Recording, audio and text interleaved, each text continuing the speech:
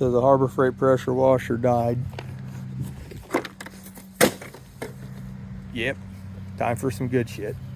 Got our new 2000 PSI Greenworks pressure washer from Lowe's. Got our super clean.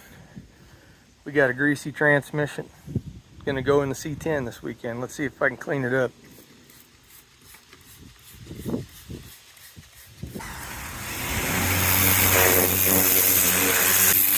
Look at that.